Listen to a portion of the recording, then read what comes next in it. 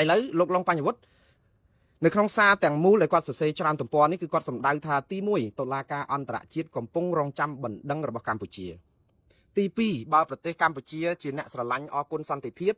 គឺយើងក៏ត្រូវតែជ្រើសរើសយកយុត្តិធម៌ដែរបានន័យថាម៉េចសន្តិភាពមានបានគឺតែសារតតែមានយុត្តិធម៌មានបានគឺតតែប្រើយន្តការច្បាប់ចំនួនព្រំដែននេះគឺมันអាចចរចាភាគី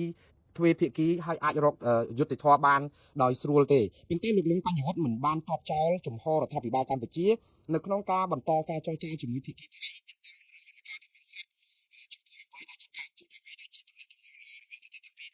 គាត់តែលើកបញ្ជាក់ថាដើម្បីឲ្យមានយុត្តិធម៌សម្រាប់កម្ពុជាហើយមិនមែនសម្រាប់តែយុត្តិធម៌សម្រាប់ថៃនិងកម្ពុជានឹងតែមួយមុខទេនៅពេលដែលមានចំនួនព្រំដែននេះវាជាសន្តិភាពពិភពលោកវាជាគេហៅថានីតិរដ្ឋពិភពលោកដែលមានយន្តការច្បាប់ដើម្បីរកយុត្តិធម៌ទាំងអស់គ្នាមិនសម្រាប់តែថៃមិនមែនសម្រាប់តែកម្ពុជាទេគឺសម្រាប់ប្រព័ន្ធច្បាប់ផងដែរអញ្ចឹងការបកស្រាយបច្ចេកទេសផ្លូវច្បាប់នៅទីនេះគឺលោកឡុងបញ្ញវុฒิបានបន្ទុក10ពីខ្ញុំហើយបើ10លើ10គាត់បាន10ហើយដោយសារអីគឺគាត់ផ្ដោតទៅលើយុត្តិធម៌ទាំងអស់គ្នាយុត្តិធម៌សម្រាប់ប្រជាជាតិថៃយុត្តិធម៌សម្រាប់ប្រជាជាតិកម្ពុជានិងយុត្តិធម៌សម្រាប់ប្រជាជាតិពិភពលោកទាំងមូលឲ្យដឹងថាបើមានចំនួនចម្បាំងរាំងជលឬក៏ទំនាស់ព្រំដែនបែបនេះគឺមានតែយន្តការច្បាប់អន្តរជាតិតា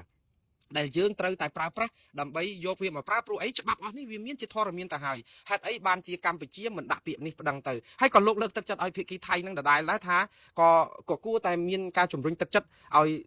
ដូចថាបើយើងចង់បានសន្តិភាពប្រទេសទាំងពីរហេតុអីក៏មិនព្រមទៅទាំងអស់គ្នាអញ្ចឹងណាកុំមានអ្នកណាខ្ទាស់អ្នកណាមិនទទួលស្គាល់ប៉ុន្តែលោកលឹងបញ្ញវុฒิក៏នៅតែអ្វីដែលលោកសរសេរនៅទីនេះគឺគួរឲ្យកត់សម្គាល់លោកថាគាត់សរសេរក្នុងនាមជាមេធាវីដែលចង់សម្ដៅទៅលើថាពាក្យថាសន្តិភាពសម្រាប់តំបន់អាស៊ីអាគ្នេយ៍របស់យើងនេះគឺវាមិនអាចមាននិរន្តរភាពឬក៏មានវាថិតថេរគង់វង្សបានដោយគ្រាន់តែការចោទប្រកាន់ទ្វេភាគីទៅវិញទៅមកនោះទេលោកបន្តថា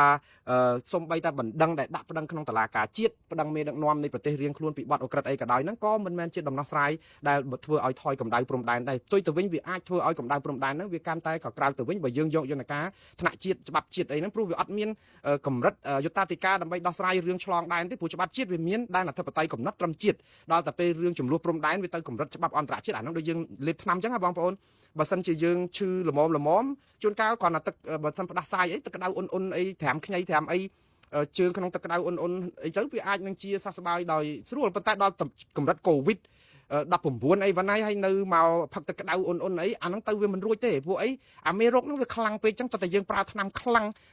អង់ទីប៊ីយោទិកឬក៏អីកម្ចាត់វាបានតែវាឈ្នះបើមិនអញ្ចឹងទេយើងស្លាប់បាត់ហើយមិនអញ្ចឹងនៃនោះវាងាយយល់ចឹងដែរទេថ្នាំដែលបើយើងប្រើគឺប្រើថ្នាំអត់ត្រូវគឺអ្នកជំងឺនឹងស្លាប់តែម្ដងដោយសារ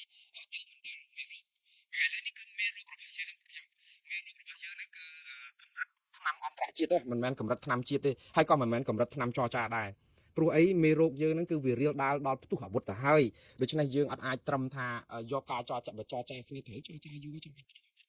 ទៅឆ្ងល់ដែរតែយ៉ាងណាលោកឡុងបញ្ញវុฒิលោកលើកសង្កត់ធ្ងន់ចំណុចមួយទៀតដែលបងប្អូនដែលជាការកត់សម្គាល់ហ្នឹងគឺលោកថាមកដល់ពេលនេះបើតាមអ្វីដែលលោកជាអ្នកច្បាប់ហើយស្រាវជ្រាវឯកសារគតិយុត្តផ្សេងពាក់ព័ន្ធនឹងនីតិវិធីនៅតុលាការអន្តរជាតិនេះមិនទាន់ឃើញកម្ពុជាដាក់ប្តឹងទៅតុលាការអន្តរជាតិនេះនៅឡើយទេកម្រិតមានមេធាវីណាហ៊ាននិយាយបែបនេះណាបងប្អូនព្រោះអីនៅកម្ពុជាគេចង់ឲ្យអ្នកណាក៏ដោយឡើងមកនិយាយអីក៏ដោយគឺត្រូវនិយាយឲ្យដូចរដ្ឋាភិបាលកម្ពុជាអញ្ចឹងគឺថាកម្ពុជាបានដាក់ពាក្យប្តឹងហើយអ្នកណាក៏ដោយឲ្យតែនិយាយថាកម្ពុជាអត់បានដាក់ប្តឹងហ្នឹងគឺរងការជេរបន្តិចពីឃោសនិករបស់រដ្ឋាភិបាលកម្ពុជាអញ្ចឹងតែម្ដងគេទី1គេថាយើងល្ងងទី2គេថាយើងមិនចេះនីតិវិធី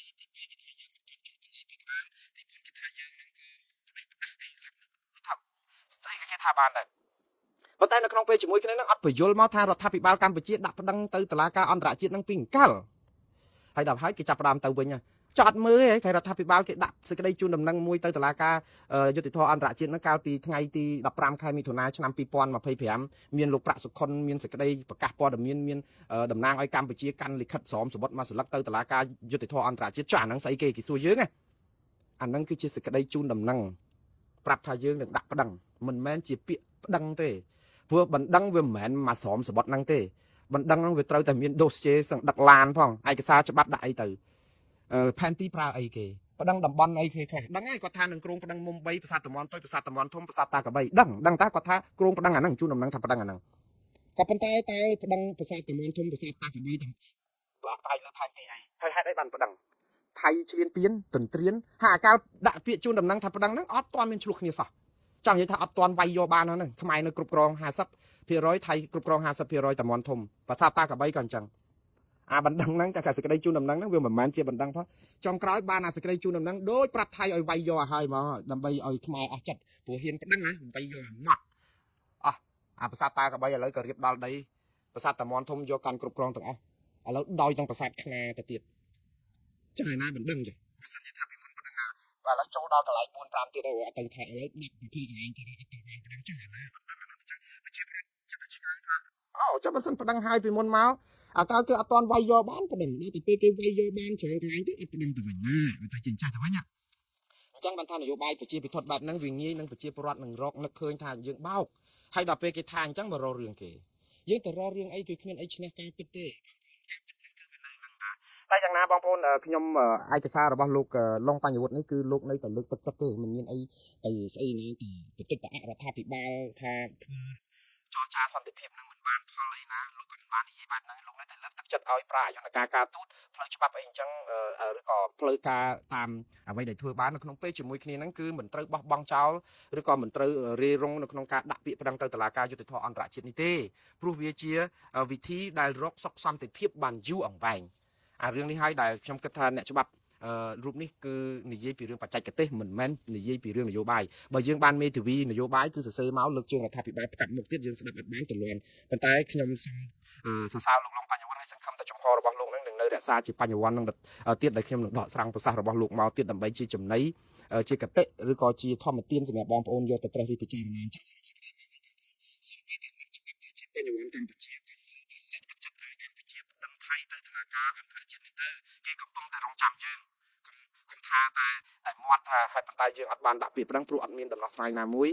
ដែលធ្វើឲ្យកម្ពុជាបានដីពីថៃនឹងប្រសើរដោយអ្វីដែលជាយន្តការអន្តរជាតិព្រោះនេះគឺដើម្បីយុត្តិធម៌បើគ្មានយុត្តិធម៌ក៏គ្មានដែរសន្តិភាពបាទ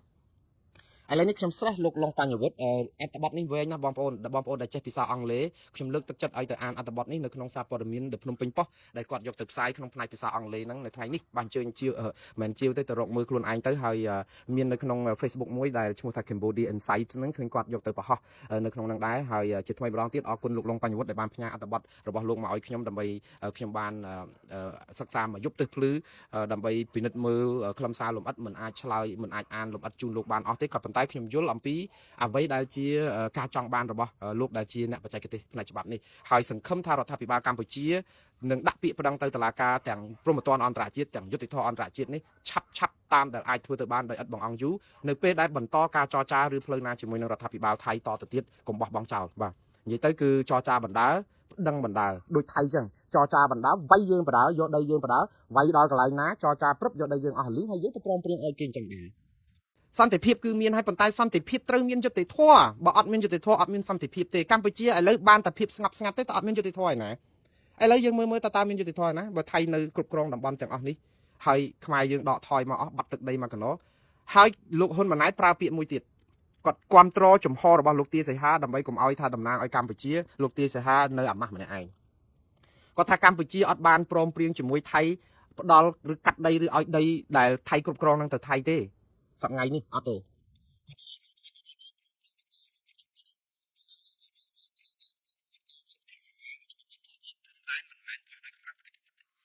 ប៉ុន្តែដូចគ្នាលោកហ៊ុនម៉ាណែតភ្លេចគិតថាអ្វីដែលលោកទាសីហាសញ្ញេទៅឲ្យគេហ្នឹងគឺសញ្ញេប្រាប់ថាអ្នកណានៅណាអ្នកហ្នឹងនៅក្នុងក្បួនសឹកសង្គ្រាមគឺនៅពេលមុនចរចាគ្នាគេវាយមកទំហឹងអញ្ចឹងហើយតែវាយបានដល់កន្លែងណាឈប់កន្លែងណាចរចាគឺឈរជើងនៅកន្លែងហ្នឹងយ៉ាងច្រើនសម្របសម្រួលទៅយកទៅប៉ុណ្ណឹងទៅបាត់ប៉ុណ្ណឹងទៅអាហ្នឹងគឺយើងឃើញច្រើនណាស់ឥឡូវកើតឡើងដល់ប្រទេសអ៊ុយក្រែនទៀតហើយមកដល់មកហ្នឹងរុស្ស៊ីវាយអ៊ុយក្រែន25កន្លែងហើយនឹងសហគមន៍អន្តរជាតិថ្កោលទោសរុស្ស៊ីពេញទឹកមិនមែនដូចយើងគ្មានសហគមន៍ណាអន្តរជាតិណាថ្កោលទោសថៃបានមួយផងនៅឥឡូវនេះគឺរុស្ស៊ីចន្ទ្រានឈ្លានពានអាចនឹងយកដីអ៊ុយក្រែន25%ដែលសប្ងៃនេះគឺនៅស្ទះត្រឹម25%ដែលរុស្ស៊ីអត់ដកទៅវិញហើយចាប់ផ្ដើមដោយអាមេរិកអីវិញចង់ផ្សះផ្សាអ៊ុយក្រែននិងរុស្ស៊ីចង់ឲ្យរុស្ស៊ីយកដីនឹងទៅពីអ៊ុយក្រែន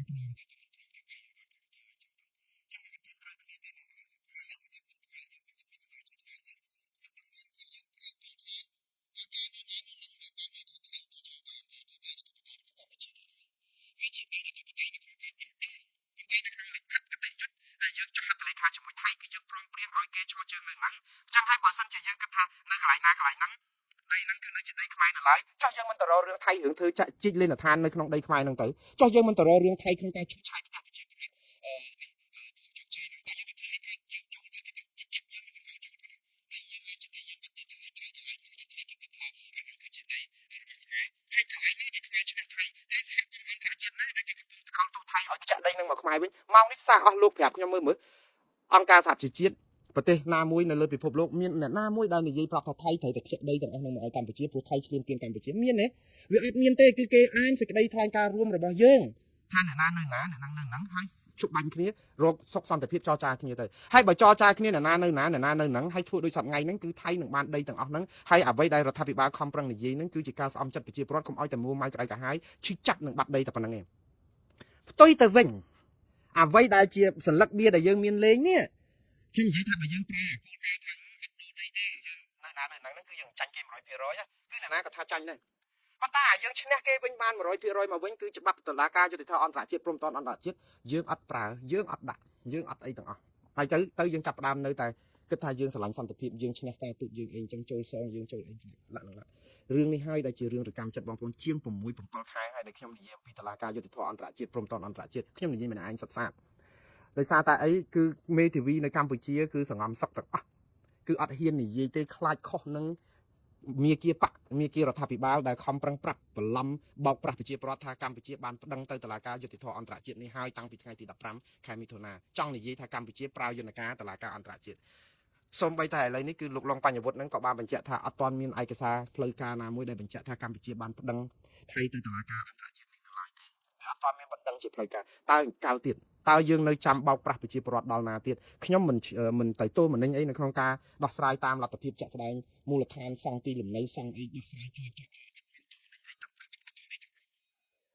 ក៏ប៉ុន្តែត្រូវតែប្តឹងហើយអ្វីដែលរដ្ឋាភិបាលមិនប្តឹងណាគឺរដ្ឋាភិបាលខ្លួនឯងត្រូវមានក្រុមការងារបច្ចេកទេសដែលជាអ្នកច្បាប់ដែលជាបញ្ញវន្តដែលជាបណ្ឌិតកិច្ចការព្រំដែនកិច្ចការប្រវត្តិជាតិនិងអន្តរជាតិនេះជាពិសេសក្រុមមេធាវីដែលថាគណៈកម្មការបង្កើតក្រុមមេធាវីដែលគ្រងប្តឹងថៃទៅតុលាការព្រំដែនយុត្តិធម៌អន្តរជាតិហ្នឹងអស់លោកទាំងអស់ហ្នឹងដែលត្រូវបង្កើតជាសិក្ខាសាលាធ្វើបទបង្ហាញឲ្យពន្យល់ហេតុអីបានជាខ្មែរអត់ប្តឹងថៃទៅតុលាការយុត្តិធម៌អន្តរជាតិឲ្យប្រជាពលរដ្ឋលោកអស់ចិត្តឥឡូវមេធាវីមេគេចេញមកអស់គ្រប់គ្នាមកហើយនៅតែរដ្ឋាភិបាលនៅតែមិនព្រម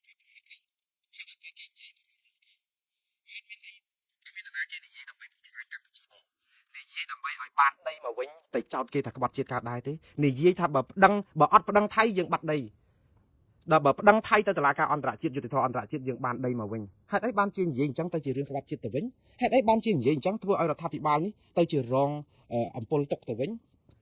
យើងមានសិទ្ធិអីនៅក្នុងការបញ្ជាបង្គាប់រដ្ឋាភិបាលទេព្រោះរដ្ឋាភិបាលជាអ្នកកាន់ចង្កូតប៉ុន្តែរដ្ឋាភិបាលមិនធ្វើតែយើងជាប្រជាពលរដ្ឋគឺមានតែពាក្យពេចន៍តែបីតែជួយអញ្ចឹងហើយទៅនិយាយទៅកោបកោបសឹកមកទៅដល់ឆ្អែតទៅពុះកបីហើយបានអីមកវិញមូលនារីបានអីមកវិញពេលដែលនិយាយថាហេតុអីមិនប្តឹងទៅតុលាការអន្តរជាតិហើយបើប្តឹងទៅតុលាការអន្តរជាតិនឹងបានអីមកវិញហ្នឹងសួរថាតើវាមិនមែនជាសេចក្តីប្រាថ្នារបស់បងប្អូនយើងទាំង17លានអ្នកហ្នឹងទេវាហេតុអីបានជាអាហ្នឹងជាសេចក្តីប្រាថ្នារបស់មូលនារីទៅវិញខ្ញុំកំពុងតែឆ្ងល់វាអត់មានត្រូវការអីដល់ខ្ញុំបានប្រយោជន៍អី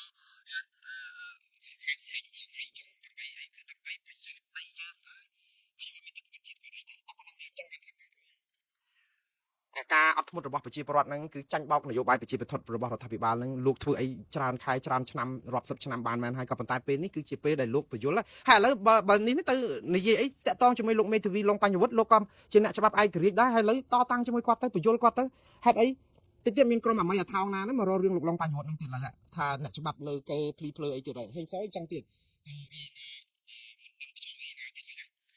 កែមានបកែចង់បាន view ចង់បាន like ចង់បាន share អីហ្នឹងតែណាយកទៅសើខ្ញុំអាចផ្សាយស្អីក៏ត្រូវដែរស្អីក៏និយាយទៅដែរតែបើយកតាមយកគោលការណ៍ច្បាប់មកផ្នែកមួយនេះហេតុអីបានចេះឲ្យប្រជាប្រដ្ឋអត់យល់អត់យល់ទេគឺនិយាយបើហើចោលចឹងទៅហើយចឹងឲ្យគេមានភាពមន្ទិលអីចឹងទៅហើយឥឡូវដូចខ្ញុំនិយាយចឹងខ្ញុំបានប្រាប់ពីគោលការណ៍ ICJ ICC ថាអ្នកណាផ្ដឹងបានយើងផ្ដឹងបានយើងមិនផ្ដឹងបានខ្ញុំនិយាយ7ខែហើយឥឡូវនេះខ្ញុំពេញចិត្តដែរតែមានមេធាវីខ្លះក៏ឡើងមកនិយាយចឹងទៅក៏វាកុំឲ្យបញ្ញវន្តកម្ពុជានឹងសង្ងំសុកពេក